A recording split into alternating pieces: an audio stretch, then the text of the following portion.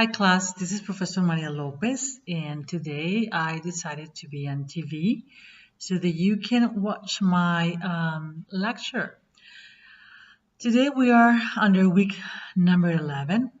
We were to continue, and the focus is to study Luisa Moreno and the beginnings of the Mexican American Civil Rights Movement in San Diego. I based this lecture on three main sources. Vicky Ruiz, Una Mujer Sin Fronteras, A Woman Without Frontiers, and the other work from Out of the Shadows, also Rodolfo Jacobo, Walking Among Our Ancestors. Let me just give you a couple of introductions to contextualize the topic. We have to really frame this lecture under the Great Depression and World War II, which both historical events paved the way for the activists of the American labor movement. With the auto workers taking a dramatic seat in a Flint, Michigan, John L. Lewis setting up a national confederation of factory workers into the powerful Congress of Industrial Organization, CIO, and the charismatic A. Philip Randolph organizing African Americans and railroad porters. Moreno ranks among these icons of labor history, yet her story remains virtually unknown outside of Latino studies. So is this basically under this frame when, the life of Luisa Moreno appears? And my purpose or my focus of the lecture is to draw attention to the most visible Latina labor female and civil rights activists in the United States, which is partially the life story of Luisa Moreno, who came public space in different levels and with opposing dynamics across time and region. Her persistent work and that of her contemporaries remind us that gender was central to understanding the community forms of labor solidarity during this period. Born Blanca Rosa Lopez Rodriguez on August 30, 1907, in Guatemala City, Moreno grew up around a wealthy family. Her father was Ernesto Rodriguez Robles, a powerful coffee grower. Her mother, Alicia Rodriguez, was well engaged in the activities of elite women. Both had 4 children, 3 daughters and 1 son. Moreno had the privilege to obtain a solid education that she was fluent in Spanish, English, and French. At the age of 15 years old, Moreno desired to study at university, but soon she realized that this option was rejected to women in Guatemala. So despite this opposition, she decided to organize her elite friends to form Sociedad Gabriela Mistral to advocate for women's right for educational opportunities. While in the United States, women were granted with the right to vote in 1920. In spite of her social class privilege, Moreno knew her place within the Guatemala society. She saw new adventures of bohemian cultural life when she moved to Mexico City, where she became a journalist by writing stories of Mexican society in children's columns. She also became acquainted with famous painters like Diego Rivera and Frida Kahlo. She centered herself with feminist views framed during her own time by expressing herself with creativity. Without any signs of political activism yet, subsequently, Moreno married Miguel Ángel de León, a caricature artist born in Guatemala and one who belonged to the upper class. At the age of 23, he was enlisted to the French Foreign Legion and fought in World War I. In August 28, 1928, they arrived in New York City. Both were highly motivated to come to the United States, and she dreamed to have a baby girl born in Manhattan. Her dream did not want to wait too long that suddenly a lovely girl named Mithiel achieved the expectations of the mother. During the Great Depression period, minorities struggled with employment and segregation issues. Moreno's husband had a very hard time to find a job. So she had to really come to the front line and search for a job. Therefore, she had to support her daughter and husband at the same time by working in a garment factory near Spanish Harlem. While she experienced to work under unsanitary conditions and long hours a day, through this experience, Moreno became friends with socialist Puerto Rican workers who inspired her views about labor justice. She faced first challenge of labor activists while she was working at Selgren's cafeteria in New York City, where she participated in the strike in 1930.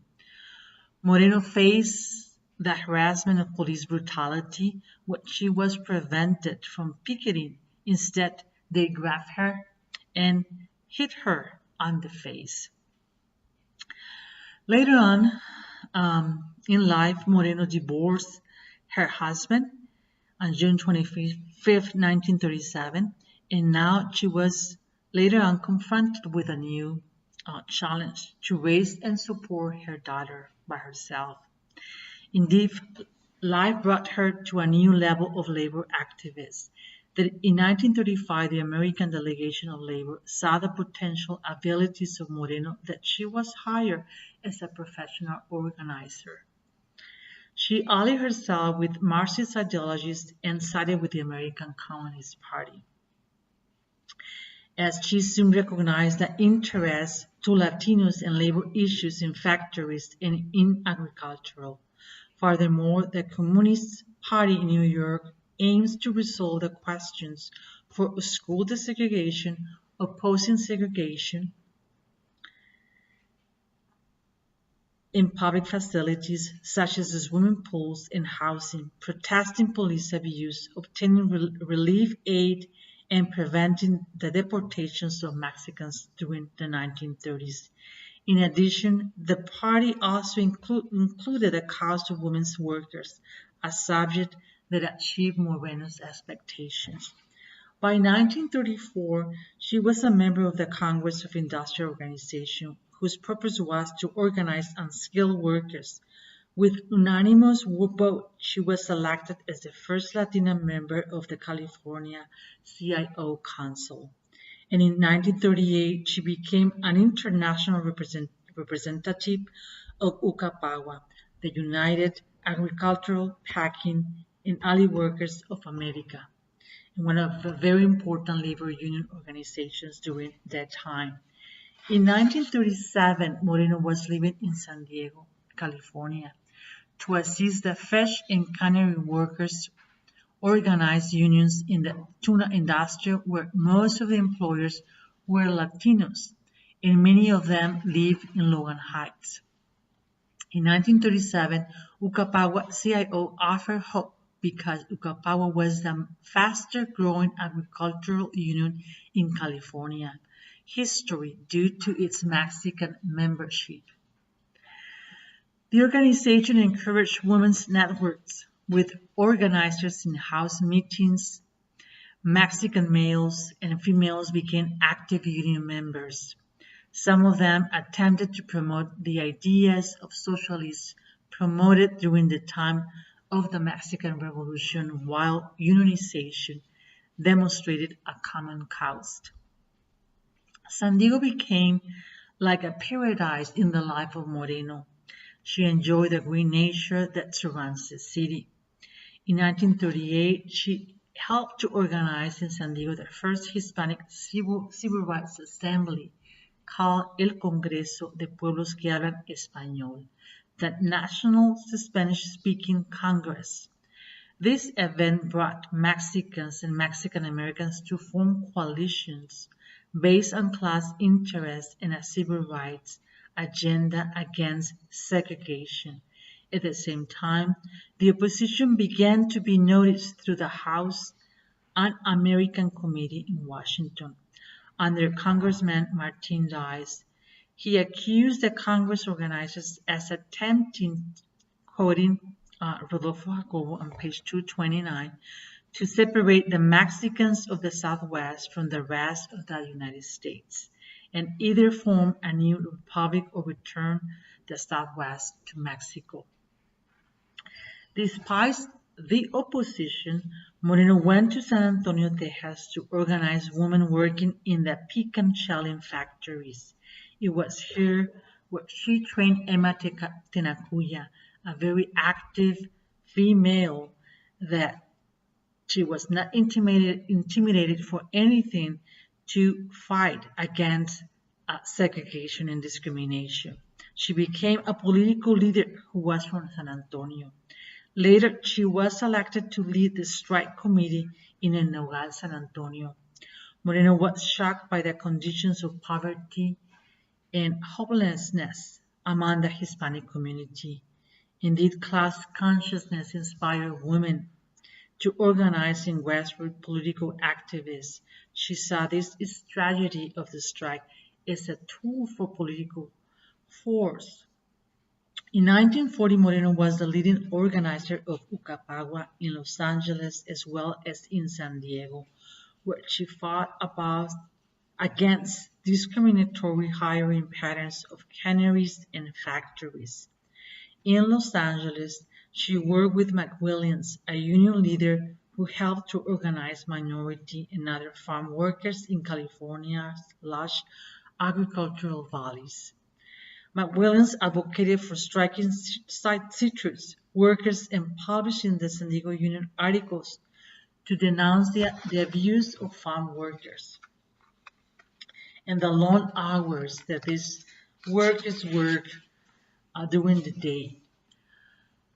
During World War II, San Diego became a military zone that in a few years it was the most important naval port in America. On February 1st, 1947, Moreno got married to Gray Bemis, a U.S. Navy sailor from Nebraska. Both decided to make San Diego their home. Bemis was a manager for the Consolidated Pipe and Supply Company, while Moreno dedicated some time in writing a guidebook on how to organize labor unions. During this time, Moreno really decided to withdraw from labor union activities or any sort of other political activists. She enjoyed cooking. She enjoyed to be at the house, and the marriage became a very happy life for Moreno, as she loved also doing the traditional roles of household activities. However, happy days challenged the peace of Moreno household as labor unions experienced opposition by the Cold War period, an era also known as the McCarthyist hysteria. As I did mention in my previous lecture, the Cold War saw a turn down of egalitarian organizing efforts of the 1930s. As a result, Moreno was subpoenaed by the State Senate Committee represented by the Senator Jack Taney on un-American activities because of her record as a member of the American Communist Party. As she feared for her citizenship application, she saw the support of the attorney Robert Kenney, appointed to the Supreme Court of Los Angeles County, to defend her case. Later, I'm quoting Jacobo, page 235, she attended the hearings of the committee at the San Diego Civic Center from September 8 through September 10, 1948. This committee judged Moreno as a hostile witness because she refused to answer the question if she had belonged as a member to the Communist Party. Instead, she invoked her constitutional rights, focusing on the Fifth Amendment, which article proclaims the guarantees to those who refuse to answer questions to avoid incriminating oneself. even the several attempts for Moreno's defense that INS wanted to deport Moreno, though her citizenship application remained in pending status. Regardless the threat of deportation, Moreno continued with her labor activism. She remained writing her autobiographical book at home. Like Moreno, university professors faced persecution for refusing to submit to the Un-American Activities Committee investigation. Renowned scientists encounter harassment due to their opinions and associations with the left. Moreno was constantly harassed by the FBI investigation that she had to find support in union activists for the defense of her cause. However, the left did not show support for the cause of Moreno, that her husband Gray and Ignacio Lopez, an activist and editor from Riverside,